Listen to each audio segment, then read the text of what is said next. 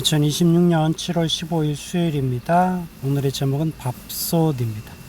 열왕기하 4장 38절부터 44절을 보면 이런 말씀이 있습니다. 엘리사가 다시 길갈에 이르니 그 땅에 흉년이 들었는데 선지자의 제자들이 엘리사의 앞에 앉은지라.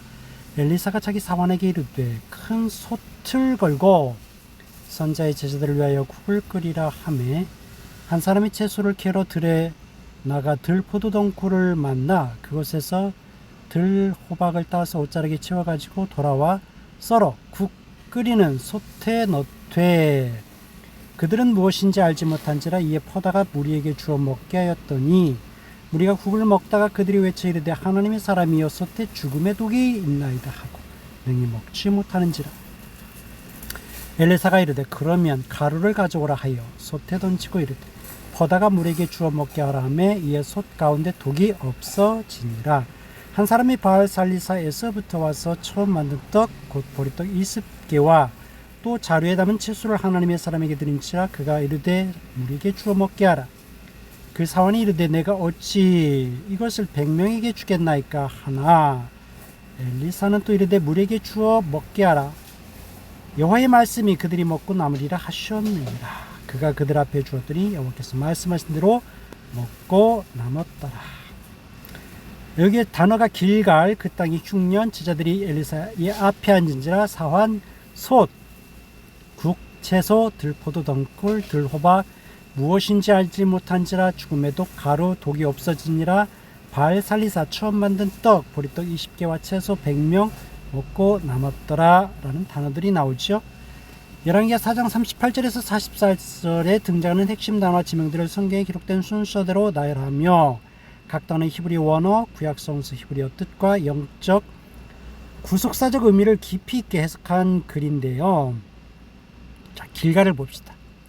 보통 배경이 되는 길갈은 굴려보내다 바퀴라는 뜻을 가진 히브리 동사 길갈에서 유래했습니다. 과거 이스라엘 백성이 요단을 건너는 할례를 행함으로써 애굽의 수치를 너희에게서 떠나가게 굴러가게 하였다고 선언된 영적 갱신과 출발의 장소입니다. 그러나 엘리사 시대의 길갈은 우상 숭배로 영적 황폐함이 가득한 곳이 되었습니다. 생명의 근원이신 하나님을 떠나 우상의 길로 돌아선 이스라엘의 영적 상태를 보여주는 상징적인 장소가 바로 길갈입니다.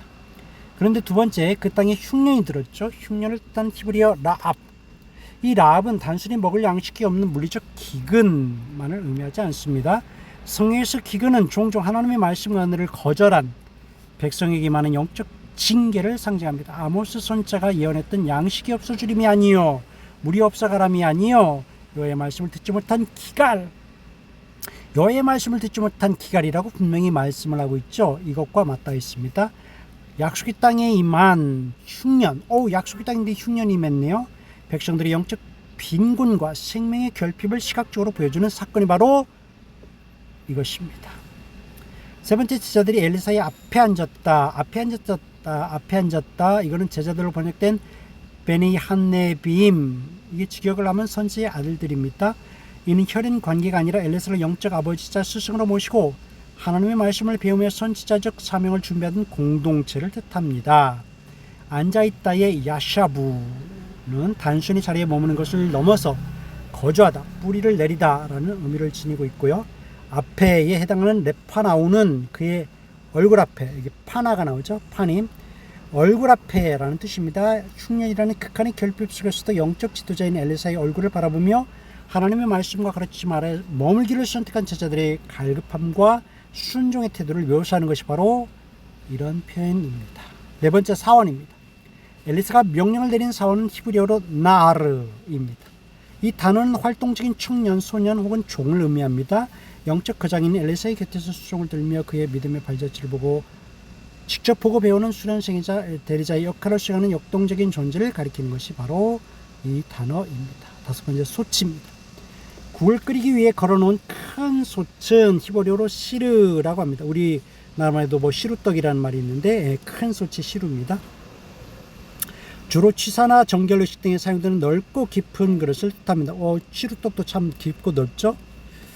본문에서 이 솥은 공동체의 생존을 책임지는 공동의 밥상이자 동시에 인간의 무지와 연약함으로 인해 독이 섞여 들어가는 타락한 세상의 영역을 상징합니다. 여섯 번째 국입니다. 솥에 끓인 국은 히브리어로 나지드입니다. 끓이다, 삶다라는 뜻의 동사 자드에서 유래한 단어로 채소나 곡물을 한데 넣고 푹 삶아 만든 유동식을 말합니다. 과거 야곱이 에서에게 주었던 팥죽 역시 이와 동일한 단어입니다. 기근의 때의 공동체의 줄인 배를 채우기 위해 정성껏 끓여낸 최소한의 생존 양식을 의미합니다. 일곱 번째 채소입니다. 국에 넣기 위해 캐러 나간 채소는 히브리어로 오르토입니다. 오르토. 이 오르토를 보면 이제 빛을 뜻하는 오르라는 단어가 있는데 거기 복수 형태에서 유래한 단어로서 이슬을 머금고 자라나는 푸른 채소나 싹을 의미합니다. 생명력과 푸르름을 상징하는 단어이지만 충년의 때에 들판에서 자라난 채소는 인간의 눈에 보기는 좋아 보일지라도 영적으로 분별하지 않으면 치명적인 결과를 초래할 수 있음을 보여주는 이중적인 것을 가리키는 소재입니다. 여덟 번째 들포도 덩굴입니다. 들포도 덩굴은 히브리어로 게펜 사데입니다. 게펜은 포도나무를 뜻하고 사데는 들판이나 광야를 뜻합니다.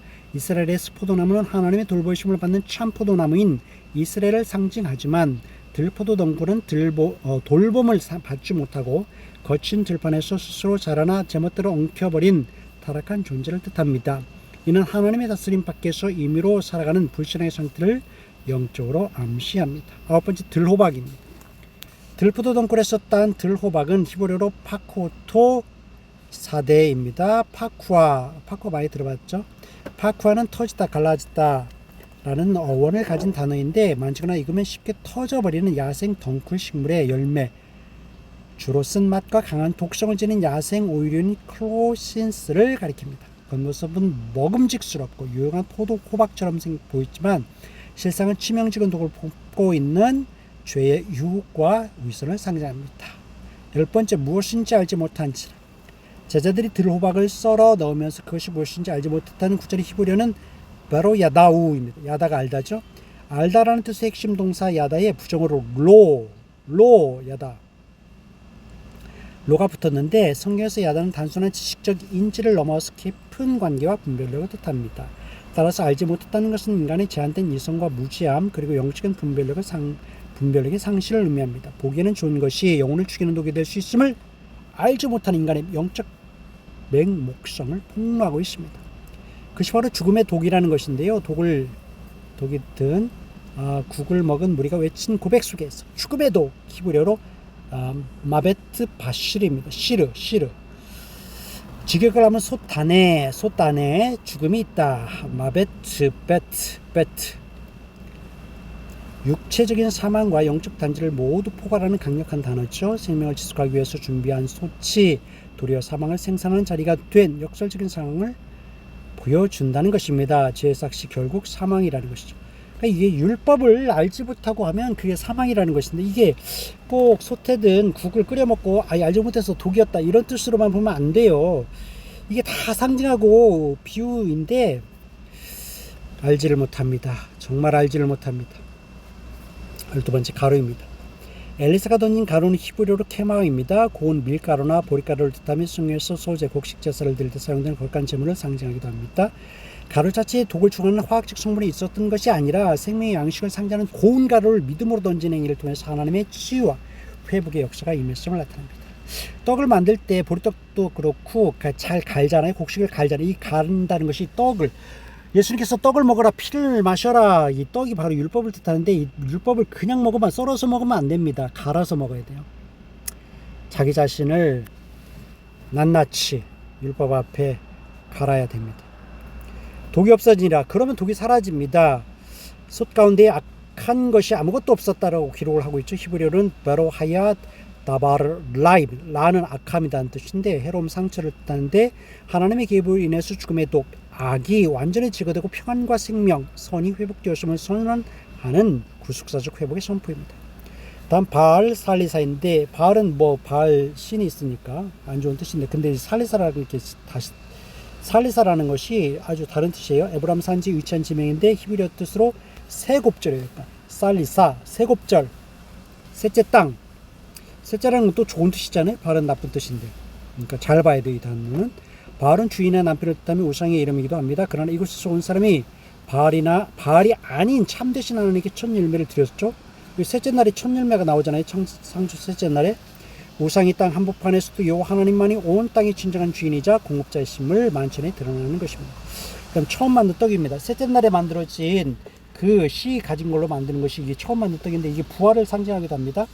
한 사람이 가져온 처음 만든 떡은 히브리어로 레헴 비쿠림입니다. 비쿠림은 첫 열매죠. 예수님의 말로 첫 열매입니다. 부활의 열매입니다. 율법에 따르면 첫 열매는 오직 성전의 제사장에게만 바쳐야 하는 거룩한 것입니다. 그러나 북이스라엘의 타락으로 예루살렘 성전에 갈 수 없게 되자 이 경건한 사람은 하나님의 대리자인 선자 엘리사에게 이것을 바쳤습니다. 그러니까 하나님의 대리자에게 바쳤기 때문에 하나님께 바친다는 뜻이 있는 거죠. 흉년의 때에 자신의 가장 귀한 첫 소산을 구별하여 드린 뜨거운 신앙의 고백입니다. 그러니까 바알은 안 좋은 뜻인데 살리사는 좋은 뜻이라는 것이에요. 그 다음에 16번째 보리떡 20개와 채소. 보리떡은 히브리어로 레헴 세오림인데 보리는 밀보다 하등하게 여겨지던 가난한 자들이 거친 양식이에요. 채소로 번역된 카르멜, 이 갈멜살도 생각나게 하는데 자루에 담은 신선한 이삭을 뜻합니다. 보리떡 20개와 자루에 담긴 약간의 핵곡식은 100명이나 되는 사람들을 먹이기에 턱없이 부족한 적은 양이었는데 인간의 초라한 한계와 결핍을 상징하는 것으로 보여집니다. 근데 이제 100명이에요. 보리떡을 나누어 받아야 될 때승이 100명이라는 겁니다. 메아 이시인데 20개의 작은 보리떡으로 100명의 장정을 먹이는 것은 상적으로 불가능한 일이죠. 사원의 눈에는 이 100명이라는 숫자가 결핍과 불가능의 장면으로 보였지만 하나님 눈에는 기적의 크기를 증명할 영광의 숫자가 되었습니다. 그래서 먹고 남았죠. 마지막 절에 먹고 남았더라라는 것이 히브리어로 바이오클로 바이오튜입니다. 아칼은 먹다, 야탈은 남기다. 그러니까 요클이 먹다고 야탈이니까 요티루가 되겠네요. 이는 하나님의 말씀에 선포된 대로 여호와의 말씀대로 단순한 허기 체험을 넘어서 차고 넘치는 풍성한 은혜가 임했음을 증거합니다. 장차 예수 그리스도께서 행하실 오병이의 기적을 예표한다고 누구라도 당연히 이것을 생각할 수 있을 정도로 참 유사한 구절이 참 많습니다. 광야 같은 세상 속에서도 오직 하나님의 말씀만이 우리를 완전히 만족시키고 남음이 있게 하신다는 구속사의 마침표를 찍는 위대한 결론입니다.